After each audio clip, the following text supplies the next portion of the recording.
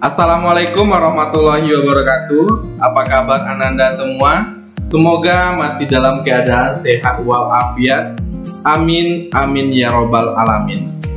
Kembali lagi di mata pelajaran geografi yang asik dan menyenangkan. Tentunya dengan siapa lagi kalau bukan Bapak Fandi Farul SPD. Ananda semua, pada pertemuan kali ini kita akan membahas dengan tema Indonesia sebagai poros maritim dunia. Sebelum pembelajaran dimulai, Bapak harap kepada Ananda untuk berdoa terlebih dahulu sesuai dengan kepercayaannya masing-masing, serta jangan lupa mengambil absen pada link yang sudah Bapak berikan, dan pastikan Ananda semua sudah berada di depan laptop, komputer maupun Android-nya masing-masing. Singkirkan segala sesuatu yang mengganggu konsentrasi Anda. Tetap fokus pada satu titik, yaitu titik pertemuan pembelajaran kita pada hari ini. Baik, kita mulai dengan membacakan basmalah. Bismillahirrahmanirrahim. Pada pertemuan kali ini, yang pertama kita akan membahas tentang letak wilayah Indonesia, di mana ada 3 letak. Yang pertama adalah letak astronomis, yang kedua ada letak geografis, dan yang ketiga ada letak geologis. Baik, kita ulas satu persatu. Yang pertama yaitu letak astronomis. Letak astronomis adalah letak berdasarkan garis lintang dan garis bujur. Garis lintang, garis yang melintang dari bagian barat menuju bagian timur. Sedangkan garis bujur, garis yang membujur dari utara menuju ke selatan. Ada 3 akibat dari letak astronomis terhadap wilayah Indonesia. Yang pertama, Indonesia dilalui oleh garis khatulistiwa, sehingga Indonesia beriklim tropis karena memiliki sinar matahari yang sangat cukup. Yang kedua, Indonesia memiliki 3 perbedaan waktu, yaitu Indonesia bagian barat, Indonesia bagian tengah, dan Indonesia bagian timur. Setiap perbedaan waktu yaitu sebanyak 1 jam antara Indonesia bagian barat dengan Indonesia bagian tengah, itu perbedaannya 1 jam. Sedangkan Indonesia bagian tengah dengan Indonesia bagian timur juga memiliki perbedaan sekitar 1 jam.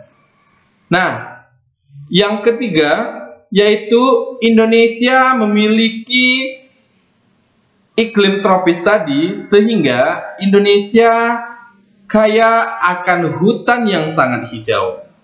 Nah, itulah letak astronomis serta dampaknya terhadap wilayah Indonesia. Sekarang yang kedua, letak geografis. Apa itu letak geografis?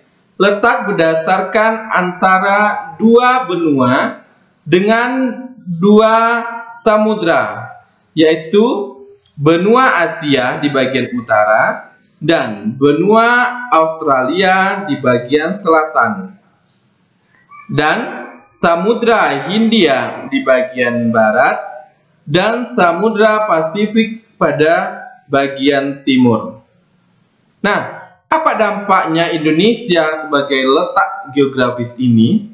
Yaitu Indonesia menjadi jalur perdagangan internasional. Nah, itulah letak geografis serta dampaknya terhadap wilayah Indonesia. Ketiga yaitu letak geologis. Apa itu letak geologis? Yaitu letak berdasarkan struktur batuan di permukaan bumi. Nah, pada peta di depan Anda bisa melihat bahwa Indonesia diapit oleh 3 buah lempeng yang masih aktif, yaitu yang pertama lempeng Eurasia, yang kedua lempeng Indo-Australia, dan yang ketiga adalah lempeng Pasifik. Nah, apa akibatnya dari letak geologis ini terhadap wilayah Indonesia? Yang pertama, Indonesia kaya akan gunung api yang sangat aktif. Anda pernah mendengar istilah Ring of Fire? Nah, ini dia. Jalur lingkaran api cincin mulai dari Indonesia menuju beberapa negara di dunia. Nah, akibat Indonesia memiliki gunung api yang sangat aktif, Indonesia juga akan kaya akan tanah yang sangat subur. Ini akibat dari letusan gunung api yang tadi, sehingga tanah-tanah di Indonesia banyak yang subur dan baik untuk sebuah pertanian. Nah, yang kedua, apa dampaknya lagi? Akibat ketiga lempeng ini yang masih aktif, Indonesia rawan akan bencana gempa bumi. Nah, itulah akibat dari letak geologis terhadap wilayah Indonesia. Yang kedua, kita akan membahas tentang luas wilayah Indonesia. Kalau tentang luas, berarti yang kebayang oleh kita adalah tentang daratan dan tentang lautan. Menurut Badan Pusat Statistik tahun 2015, bahwa luas daratan Indonesia sekitar 1.913.578 km persegi, sedangkan luas perairan Indonesia menurut Badan Informasi Geospasial tahun 2015 sebesar 6.315.222 km persegi. Jadi, mana yang banyak, mana yang luas antara daratan daripada lautan? Nah, berarti yang paling besar adalah luas perairan Indonesia. Nah, lanjut kita bahas yang ketiga. Kita akan bahas tentang batas wilayah Indonesia. Nah, kalau kita batas, berarti yang kebayang oleh kita itu adalah utara, selatan, barat, dan timur. Nah, khusus untuk wilayah Indonesia, sebelah barat Indonesia berbatasan dengan Samudra Hindia, sedangkan sebelah utara Indonesia berbatasan dengan negara Malaysia. Di sebelah timur Indonesia berbatasan dengan Papua Nugini, sedangkan di sebelah selatan Indonesia berbatasan dengan Timor Leste. Selanjutnya, batas laut Indonesia atau batas perairan Indonesia. Batas perairan Indonesia terdapat dalam Deklarasi Hukum Indonesia pada tanggal 13 Desember 1957 atau dikenal dengan Deklarasi Juanda, di mana yang pertama, batas laut teritorial atau merupakan garis putus-putus adalah suatu batas laut yang ditarik dari sebuah garis dengan jarak 12 mil ke arah laut, dari tepi pantai ke arah laut. Berarti dari sini menuju ke arah laut. Nah, yang kedua, batas landas kontingen atau garis saling menyambung. Nah, ini dia garis yang saling menyambung, yang berwarna biru. Nah, ini namanya adalah batas landas kontingen. Apa itu batas landas kontingen? Adalah dasar laut yang jika dilihat dari segi geologi atau batuan maupun geomorfologi atau bentuk muka bumi merupakan kelanjutan dari kontingen atau benua.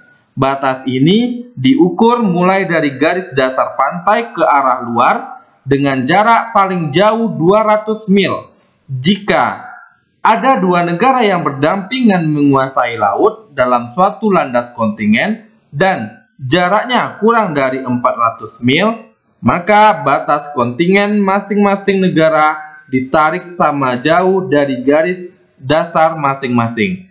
Contohnya yang lagi booming atau yang lagi panas-panasnya sekarang yaitu tentang Laut Cina Selatan. Nah, yang ketiga, zona ekonomi eksklusif atau ZEE.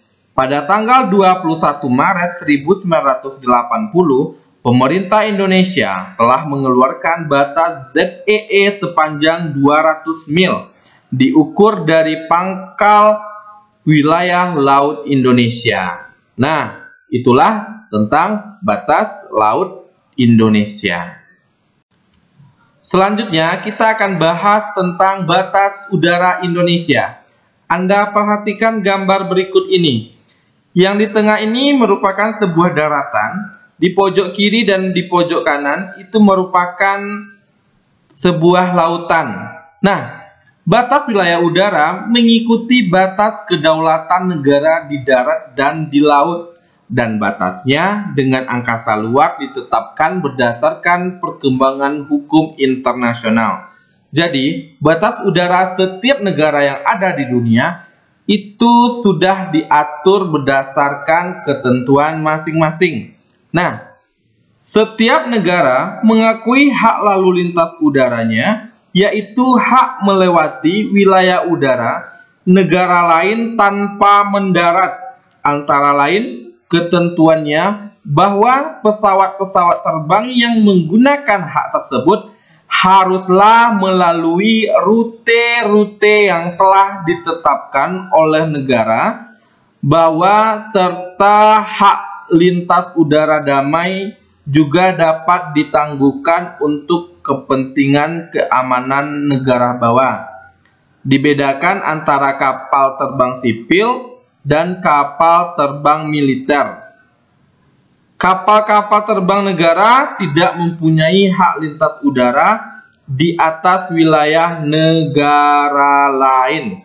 Jadi, ketika Anda mendengar suatu permasalahan, ada pesawat militer atau pesawat udara negara lain yang melintas di suatu negara tanpa seizin atau sepengetahuan negara tersebut, maka negara tersebut berhak untuk menindaklanjuti atau berhak untuk menurunkan pesawat tersebut untuk mendarat. Karena apa? Karena setiap negara sudah mempunyai hak dan kewenangan untuk memiliki batas udara sesuai dengan rute yang telah ditetapkan oleh negara berikutnya. Nah, jadi itulah batas udara negara Indonesia. Ananda semua, itulah materi kita pada pertemuan kali ini. Terima kasih atas segala perhatian. Mohon maaf atas segala kekurangan dan kekilafan. Tetaplah terus belajar. Barang siapa yang tidak mau merasakan pahitnya belajar, ia akan merasakan hinanya kebodohan sepanjang hidupnya. Imam Syafi'i rahimahumullah. Sekian dan terima kasih. Assalamualaikum warahmatullahi wabarakatuh.